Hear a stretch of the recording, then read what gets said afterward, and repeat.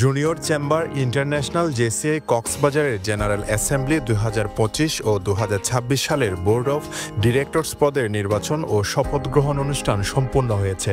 শুক্রবার 21 November long beach হোটেলের হল রুমে প্রেসিডেন্ট আরিফুর রহমানের সভাপতিত্বে অনুষ্ঠিত হয় এই আনুষ্ঠানিকতা। এরপর জেসিআই বাংলাদেশের ন্যাশনাল গভর্নিং বডির সদস্যদের উপস্থিতিতে 2026 সালের নির্বাচন অনুষ্ঠিত হয়। সর্বসম্মতভাবে মনোয়ার কামাল জিশান নির্বাচিত হন নবনির্বাচিত লোকাল প্রেসিডেন্ট। এর আগে চলতি বছরের বিভিন্ন কার্যক্রম তুলে ধরেন প্রেসিডেন্ট সিনেটর আবেদ হাসান সাগর। এরপর অনুষ্ঠিত হয় প্রেসিডেন্ট চেইন হস্তান্তর ও শপথ পাঠের অনুষ্ঠান। জলবায়ু পরিবর্তন রিলেটেড অনেক কাজ আছে এখানে, আমাদের যে ইউথ লিডারশিপের যে বিষয়গুলো আছে এবং সার্বিকভাবে আমাদের কক্সবাজারের যে সমস্যাগুলো আছে এগুলো নিয়ে যাতে আমাদের ইউথ এবং আমাদের নেক্সট জেনারেশন এটা যাতে একটা কোঅর্ডিনেশন এবং কোলাবোরেটিভ ওয়েতে কাজ করতে পারে, এটাই আমরা সবসময় চাইব।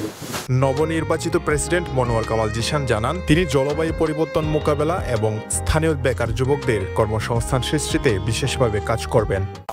2026-এর জেসিআই কক্সবাজারের প্রেসিডেন্ট নির্বাচিত হওয়ার পর আমার কিছু পরিকল্পনা রয়েছে। সো আমরা যারা মেম্বাররা রয়েছি সবাই হচ্ছে কি যার যার বিজনেসে স্টাবলিশড, কিন্তু আমরা যেহেতু একটা নেটওয়ার্কিং প্ল্যাটফর্ম হিসেবে এখানে কাজ করছি, আমি চাইবো যে আমরা নতুন করে যাতে একসাথে কোনো নতুন উদ্যোগ নিয়ে কক্সবাজার পর্যটন শিল্পের উপকারী হবে বা পর্যটন বান্ধব কোনো উদ্যোগ নিয়ে যাতে আমরা এগিয়ে আসতে পারি, সেই ক্ষেত্রে জেসিআই কক্সবাজার কাজ করে যাবে।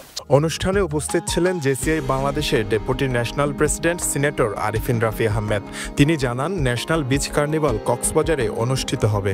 Doing a lot of international interesting projects. So one of the interesting project is the Green Coxsbazar. So এইটা জেসিআই কক্সবাজার 22 সালে শুরু করেছে in organizing beach carnival in 2026. যেহেতু 2025 অলরেডি ক্লোজড ওভার হয়ে গিয়েছে, 2025 এ হয়তো আর সময় হবে না, but 2026 A I want JCI Cox's Bazar to organize beach carnival. সভা শেষ হয় জেসিআই বাংলাদেশের শীর্ষ নেতাদের নবনির্বাচিত কমিটিকে আরও কার্যকর ও প্রভাবশালী উদ্যোগ গ্রহণের আহ্বান জানিয়ে। News desk, Penowa.